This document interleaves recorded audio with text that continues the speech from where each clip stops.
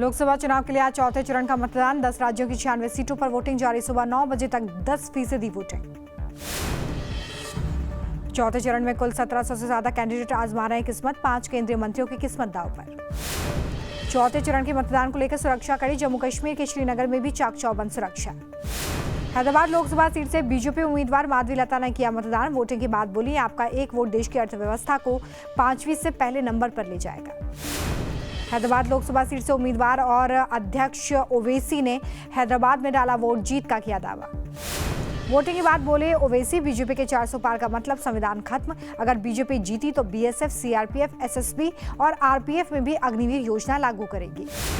केंद्रीय मंत्री गिरिराज सिंह ने लखीसराय में डाला वोट। मतदान के बाद बोले, बिहार की 40 सीटें जीतेगी बीजेपी। उज्जैन में एमपी के मुख्यमंत्री मोहन यादव ने किया मतदान। बोले, मध्य प्रदेश की सभी 29 सीटें जीतेंगे।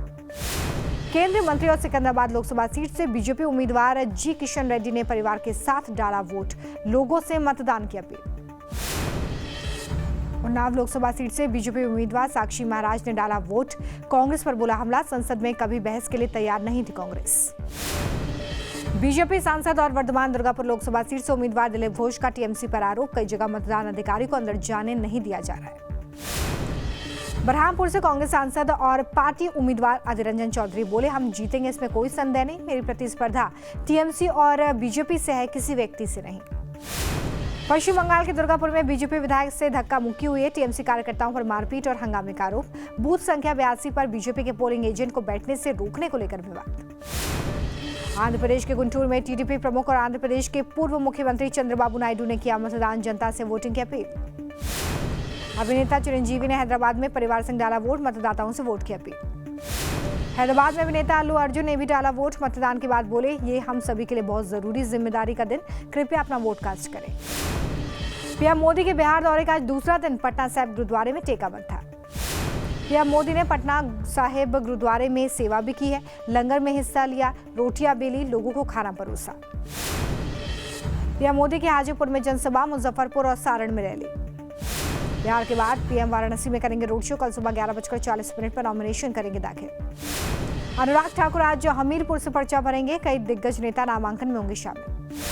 सीएम अरविंद केजरीवाल दिल्ली में आज करेंगे बैठक। पार्टी दफ्तर में चुनाव प्रचार को लेकर मंथन। बीएसपी सुप्रीमो मायावती आज यूपी में प्रचार करेंगी। लखनऊ में चुनावी सभा को करेंगी संबोधित। राहुल गांधी आज यूपी में भरेंगे ओंकार। रायबरेली में 4 जनसभाओं को करेंगे संबोधित। प्रियंका गांधी रायबरेली में राहुल के साथ करेंगी प्रचार। महाराजगंज और हरचंदपुर में करेंगी सभा। पटना में पीएम मोदी ने किया भव्य road show. CM Nitish Kumar रहे मौजूद। पश्चिम बंगाल के हावड़ा में पीएम मोदी का संबोधन। कहा, देश के गरीब, दलित, पिछड़े, आदिवासी की सेवा करने के लिए परमात्मा ने मोदी को जन्म दिया। पीएम मोदी ने ममता सरकार पर बोला हमला। कहा, टीएमसी सरकार में महिलाएं सुरक्षित नहीं। पीएम मोदी ने कहा कि केंद्र की योजनाओं में लूट करती है टीएमसी। बंगाल में गरीबों तक नहीं पहुंच पाता योजनाओं का लाभ। मदर्स डे के मौके पर पीएम मोदी की मां की तस्वीर लेकर रैली में पहुंचा शख्स। पीएम मोदी ने देखते ही सुरक्षा कर्मी से मंगवाई तस्वीर।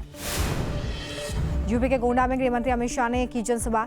कहा, कांग्रेस, एसपी और बीएसपी ने 70 साल तक राम मंदिर को लटका कर रखा। दिल्ली के मोती नगर में सीएम अरविंद केजरीवाल का रोड शो। सीएम भगवंत मान साथ में रहे मौजूद। केंद्रीय मंत्री अनुराग ठाकुर ने केजरीवाल पर बोला हमला। कहा, फर्जी है केजरीवाल की सारी गारंटी। यूपी के अमेठी में सीएम योगी ने जनसभा को संबोधित किया। कहा, सिर्फ रामद्रोही और पाकिस्तान ही प्रधानमंत्री के तीसरी बार प्रधानमंत्री बनने का कर रहा है विरोध। अखिलेश यादव ने लखनऊ के मोहनलालगंज में जनसभा को संबोधित किया। कहा, इस बार बीजेपी का सफाया करेगी जनता। पुष्कर सिंह धामी ने मुंबई में जनसभा को संबोधित किया। कहा, यह चुनाव देश को नई दिशा देने वाला चुनाव है।